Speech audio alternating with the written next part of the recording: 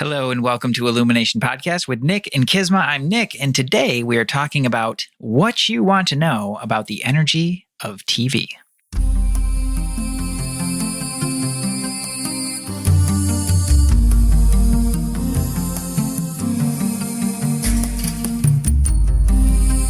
Hello and welcome to Illumination Podcast with Nick and KISMA, bringing you ancient wisdom for modern day success so that you can have the mindset to get your life and business set. As always, thank you for tuning in. And if you're new to the podcast, take a quick second to hit the subscribe button in iTunes, SoundCloud, or Stitcher. If you want to get the inside info for this and every episode, as well as some free gifts, go to illuminationacademy.net/podcasts. And now let's dive in to get your mindset for your life and business set.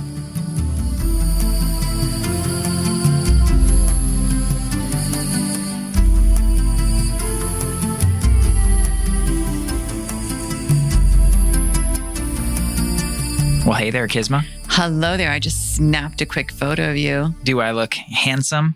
Uh-huh. All right, let's just go with that. Yeah. Heavily meditated is your shirt. Heavily meditated. This was given to me by a student of mine, and I'm like thrilled with it. And I just love it. Today, we're talking about television. Television. And just heads up, we're not here to tell you to stop watching TV. Because I know the title is like what you want to know, what you should know, or what you need to know about the energy of TV. Right. But we're not here to say stop watching TV. We're just going to talk through what TV can do to you, just like what music can do, what movies can do, etc. Yeah. And that is kind of important. It is important. But we'd be the most hypocritical people ever if we're like, don't watch TV or turn your TV off. Because the truth be told is like, we actually love TV. Personally, I feel like we're just in a golden age of television right now, as so many things are like, like they're putting into TV series, like the first live action Star Wars series. And you love that. I love it. Let's be clear on who loves TV and who likes TV. I'll be honest, like I really love TV. I like TV. I think well done TV is just a brilliant thing, but I've always been a big movie buff, and things like that too. So, no surprise. So we're definitely not going to tell you to like not watch TV ever. But we are going to give you some really helpful tips and guidelines about what you consume and what it's really all about, So this is, by the way, introducing a new segment. This is going to be a reoccurring segment on the show called The Watch List. The Watch List. So we'll talk a little bit about what we're showing, why we love it, and what's cool about it. Because I have a feeling that the conversations that we have about these shows are probably a little bit different than what other people have. Maybe. Like we have really interesting, talks about personal development and things like that with the characters. They're like, oh yeah, like see, he really got that. You can see the growth. Anyway, that's one of the things that we really enjoy, so we're going to bring it back in a recurring segment called the Watch List. Yeah. So, but for right now, latest on our list, Ted Lasso. Ted Lasso. So good. So good. It's on Apple TV Plus. And thanks to a client of mine who recommended it, Elisa. It's just so good. I don't know that I ever would have clicked on that if you hadn't suggested it. The mustache scared me away. Yeah, I was like, what is this? Yeah, I know. But it was brilliant. Like truly, truly brilliant, and such a great show for stressful times. Yeah. It's about, we're not giving anything away, but it's about a college football coach from Kansas who gets recruited to go coach football in England. Like soccer. They don't call it soccer. I know, but we're in America. Like here we call it. Are all our listeners in America? I'm just defensive because I lived in Hong Kong and we go to rugby sevens and things like that. You're so proper. Yeah. I'm so proper. Football in the UK, which is not football in the US. Right. We call it soccer here. And they call it, what do they call it? American football over there, right? Our football is American playing football. With pigskin, the Super Bowl whole thing. Yeah. I'm not big on sports, everybody. So sorry. I am. That. Yeah, right. But so anyways, it's such a, everything that you could imagine that goes wrong. And then this guy is just like, at first just like, does he have to be so positive? And then you just see him work through these things. And well, there's one like really beautiful gift out of it. Yeah, we don't want to give away the show with any spoilers. But that being said, no promises. We're going to do our best to have like no spoilers, but we don't promise that, you know. One of the things that I really appreciate about the lead character is Ted Lasso. He takes his own advice. Yes, that's true. That's true. You never really find him in a situation where he is not really truly like, doing his best to follow his own advice and anything that he would say to somebody else. Like there's something I think really magnetic about a character who is so congruent, you know? He's really honest. He has his struggles, you know, there's certain things going on in his life that he's struggling with, which come out through the course of the show. Right. And every step of the way, he really tries to just live his values and bring out the best in people. It is just really, really, I kind of want to hire him as a life coach. I don't know if he's available, but I could use Ted Lasso. I can always use some of that in my life, you know? Well, but I love the, where he says to one of the players, do you know what the happiest animal is? And the guy's like, what? He's like, it's a goldfish because its memory is like, 9 seconds long? 9 seconds. 10-second memory, yeah. Yeah. So be like a goldfish. Be like a goldfish. I wrote that in my Mystics message today. I wrote about that with respect to regrets. Yeah, so it's just been awesome. If you don't have Apple TV Plus, like their Apple's new streaming service, I kind of recommend getting it for a month just to watch that. Yeah. You know, we also enjoyed, what was that one with Jennifer Aniston? The Morning Show. The Morning Show. The Morning Show was good. I really enjoyed that as well. We'll talk about that one some other time. It had more drama in it. It did. Yeah, there was definitely more drama. You're in America. But it was really fun. Well, speaking of the UK, and our other new favorite show, which is apparently people have been loving for years, and we've just now heard about, is the Great British Baking Show. And the only reason we knew about it is we walked into the living room and Zoe was watching it. That's like right. on the last, she just turned on the last season, and we're like, "What is that?" And I was like, "What?" And I sat down and I couldn't stop watching. It's so compelling because, well, number one, Prue and Paul are amazing. Yeah. They're just amazing. And then we watched it season 8 where Noel, I forget his last name, who's amazing. Noel Gallagher, I think. Like artist, comedian, actor, singer, just phenomenal. And Matt Lucas are like the co-hosts or whatever they tell themselves. They're the comedians. They're the fun bunnies just running around. Yeah, they're the not judges. Not judges. Who, like, they just provide kind of a commentary. And yeah.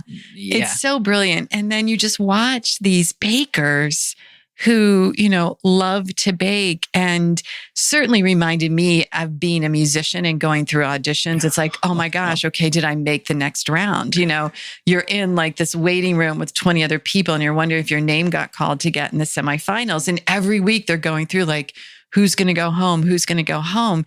And it's fascinating to watch where their personalities take them. Some of them just keep talking, oh, this is my week to go home, because they don't want to be disappointed. Like they're setting themselves up to expect to go home so that if they're eliminated, they're not fully disappointed. Like I can see it a mile away. Yeah. I feel like dealt with this so many times with clients and students and myself. Yeah. When we're all like yelling at the TV. Yeah, like, we're no, like, believe in yourself. Like, stop saying that. You know, it's just, and then others are, you know, when you see a few of them drop in, they're really steady, really strong intellect. They'll have a bad bake. They pick it up. They come back and steady. Each one is better. Like it's phenomenal to watch how they evolve and how some of them crash and burn. Yeah. And the inconsistency, you know, and how sometimes that's the thing that really takes them out. And other times it's like, that's the thing that they even out and really come through at the end. We won't give it away like who won the seasons that we've watched, but it's like, it's really exciting to watch. And the one time there was a gal who made Star Baker. She got the Star Baker and then she got eliminated that week. Yeah. Because there's like 3 bakes in every episode. And she got Star Baker. No, she won the technical. Sorry, she won the technical and then she got eliminated. Right. But she was Star Baker the week before. Right. Star Baker the week before. They pick a Star Baker every week. And then there's 3 challenges each week, just for anybody who hasn't watched it. There's a signature challenge. Then secondly is a technical challenge, which is a blind challenge. So they don't know what they're going to bake. And oftentimes they give them things that they like maybe heard of. And then they just have to kind of figure it out. And then it's a showstopper is the third one. So they make these amazing presentations. It makes you so hungry, guys. I started buying more desserts when we were watching it. I really enjoy it. I don't even like to bake, particularly just because like I won't eat it. Like I don't like to eat that much sugar, and even as good as it tastes, like I just don't want to, I don't know. I just don't. But I love the show, and it's so cool. The humor is very British, like Noel, like it takes a minute to kind of like what, like who are these people? But it's really funny. And I think what's cool about it is like, it's the only competitive show that I've seen where they're like helping each other. They're helping each other. This was so incredible. Like, come on, you got it. And like, they got it. And someone's almost running out of time and someone else is done. They come over and they sprinkle like whatever, the sprinkles on top at the last moment. It is so heartwarming. And it's just, I don't know. I feel like it's such a great study of human spirit. Yeah. I feel like they have really instilled the proper attitude of competition, where even though there's, maybe 13, they start with a baker's dozen, right? So they start with 13 and you're definitely competing against other bakers, but that is not the priority. And I really feel like this is true. Like the proper attitude towards competition is that you're first and foremost, you are always competing with yourself. Like if you don't win that battle week in, week out, you're done in the long run. Yeah. And then second, you obviously you compete with the other people, but they're very much in that, like they're very much just competing with themselves and trying to do their very best. And I feel like that's a really healthy attitude. It's a great example. Because it doesn't eliminate the opportunity for cooperation. Yeah. Like you said, somebody's running out of time and then the other person's like, they're done and they're like, okay, well, what can I do? And we can do this. Or somebody's having a meltdown. Noel, by the way, also very good life coach. He's really good at talking people off the ledge, when they're having a meltdown. It's really great to see him in action.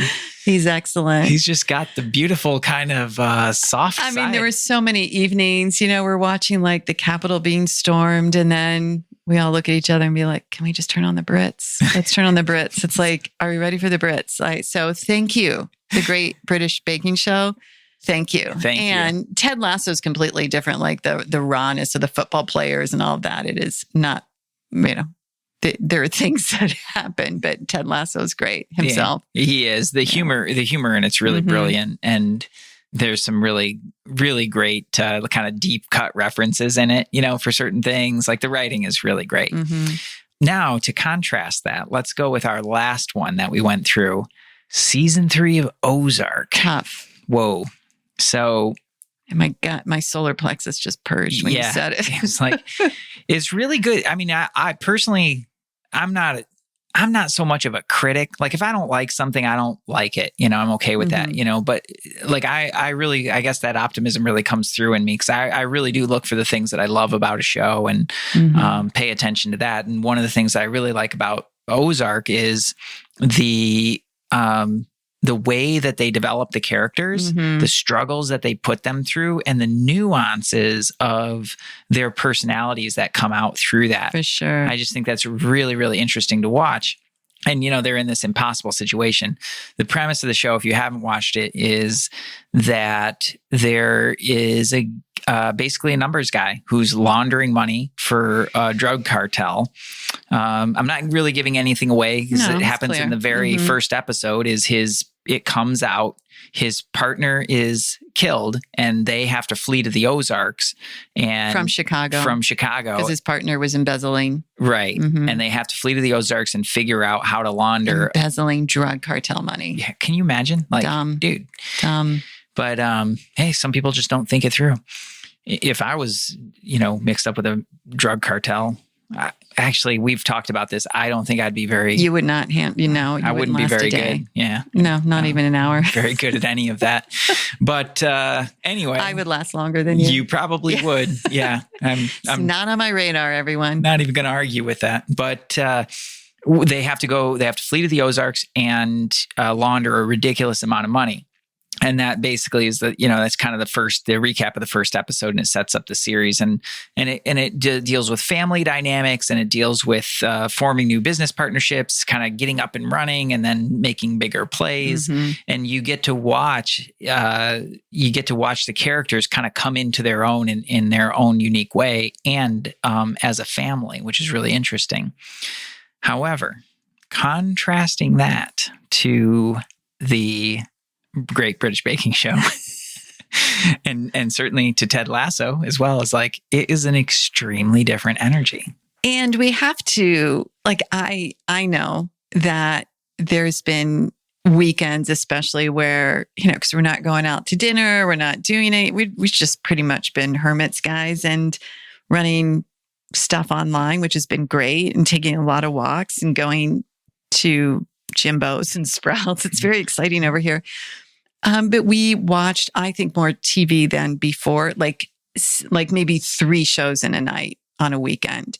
And if it were even 2 Ozarks in a row, too much. And neither of us could deal with it. It was just like, you could feel it in your sleep. You could feel that it's like the energy. And so this is like back to the whole title of the thing, the energy that is in the show, the energy that the characters are putting out in the writing, in the theme, it's coming right out of the TV onto you. Yeah. Well, I'll take that one step further, actually, is that the stories are so engaging that they wrap you into it in such a powerful way. Well, your little brain, it just buys right in, and on a certain level, you're very aware that I'm just watching a show, but energetically, that doesn't change it. Like that does, everything has an energy. Like people talk about language, right? We've talked about this on the podcast before, and some people have really foul mouths, and they think, well, that's not my intention, and they think it's just a word. They think that the intention fixes it, and that's not true or accurate. That the word itself has a specific energy, regardless of the intention. Okay, I think this is really important. It's really important when you think about like what you consume. Okay. And what you consume, what you speak, what you think. Right. Very much so. And really, like when we're talking about TV, it wraps you in a different way, and that's in your energy. Okay. It's in your brain, right? And it's in your energy field. So like anything, like we're not going to say don't do it. Clearly we do. But you do need to know, one, be aware of it and make sure that, you're not binging on the wrong things, because you probably know how you feel when you're binging on that. Maybe something like really dark or scary. You think about like a show, what was that movie? Final Destination, like one of the great like shock horror movies. Things like constantly popping out at you and things like that. You feel uneasy after that, and you take that energy with you into your sleep and into your dreams. Like it can be really disruptive. And we've probably all had the experience where you watch a scary movie or a shock movie or something like that. And then you have all these really wild and disturbing nightmares. Like, well, that's your brain. Your brain has a mechanism to be able to start to clean that stuff out. But while it's doing that, it doesn't let your body get into a really restful state, and it doesn't let your systems reset the way that they need to. Right. Right. So really, and it's super important with TV, because typically it's something that you would do in the evening before bed. So making sure that, what you're consuming, is certainly in moderation. Same way that you don't, go drink a whole fifth, you might have a drink, but don't drink the whole bottle, because it's going to do bad things. Same way with TV. It's kind of important. Like if you want to go down that road, that in fact, we've done this a lot of times, is like, we'll watch, I remember doing this actually just with Ozark. We watched an episode and then we're like, I think maybe we need to watch something else. Change it up. Yeah. Like let's change it up, Yeah. And that was really helpful. That was it. Yeah. Cut cords. Do your best to not have the TV on in the bedroom. I know a lot of people do. Yeah. Or have a TV in your bedroom. Yeah. Period. We just don't have a TV in our bedroom. I recommend not. And I definitely recommend not turning it on first thing in the morning, because unless you're watching Mr. Rogers first thing in the morning, which then I would say great, because Mr. Rogers is awesome. Don't watch the news. It's like, it's all infiltrating not just your energy, but your room energy. Right. That's a really good point, is it's not just you. It comes into the environment. Right. I know our neighbors have this really cool TV outside. They have this whole back patio and the TV's hooked up under this like little roof thing and they're watching sports. I'm like, that's genius. Like the TV energy just stays outside. Yeah, it really is. Yeah. And sports energy in general, it's like it's got its things around it, but it's like you're watching and it's cool. You're rooting for somebody. Yeah. So any other tips, guidelines for the energy of TV? I would say it's also the energy of music. Music, yeah. In Sanskrit, it's called satsang, is keeping good company. Yeah. And when you think about keeping good company, that's not just the people. It's actually the good company of your environment, the things in your environment, and certainly the media that you consume. Right. So, the biggest takeaways, number one, is just be aware. Like, we know very well what Ozark is. We knew what Breaking Bad was while we were going through it. I had to stop watching Breaking Bad. You did. That's right. And then I came in the last season to shore it all up. Yeah, yeah. But man, you tapped out for a little while. I couldn't handle it. Yeah, I got it. Yeah, you lost it. There's something with a head on a turtle, and I was like, I'm out. That one in the Fly episode you had a tough time with. Like, I'm just done. Remember Sons of Anarchy? Oh. That was rough too. Rough nightmares. So, well, no, now we're down memory lane. Be aware of what it is, the tone, and you don't have to, you don't have to be like clairvoyant to know that. Like you already know. And if it is something that is, dark or disturbing or something like that, just try to moderate as best as you can. Or balance it out with some other. We're certainly happy British baking show. We're happy to give you our recommendations, and I know that there's lots more. I've heard really good things about Disney's Soul that just came out. Yeah, we haven't watched that yet. Looking forward to that. Secondly, like Kisma says, use the cord cutting technique that we've taught many times. Like just use that and use it afterwards. Yeah. Just, you cut your cords to release that energy. So at least it's not, continuing to feed that. You do a really good job with the cord cutting for that exact reason. Like I said, is like these stories, and they're really well written, are designed to really draw you into it. Like that's cool. That's kind of why we do it, is to just really get into that world. And you want to be able to release that. Right. Release it.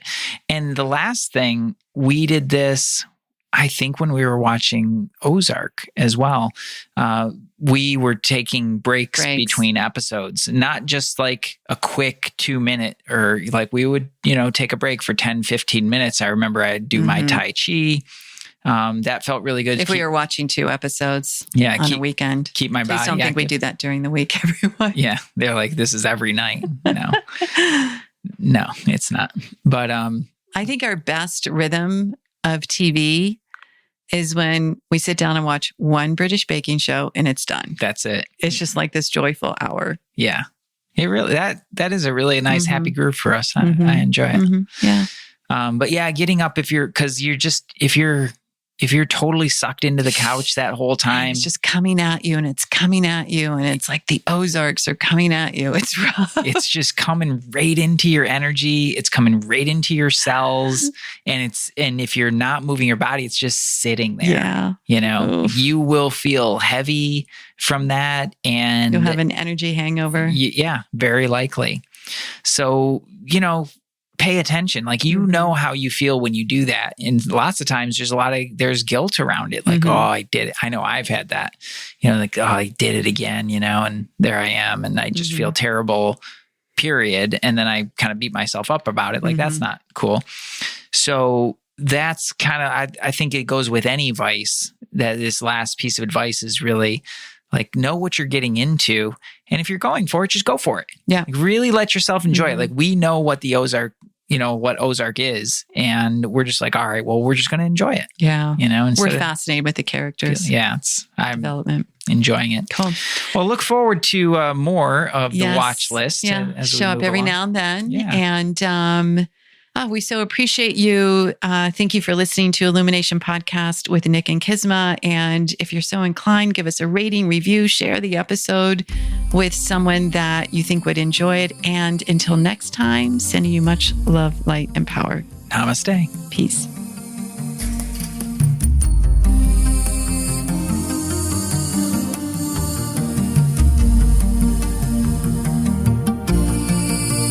Hey, thanks for jamming with us today. And if you enjoy Illumination Podcast, please go ahead and share it with someone you love.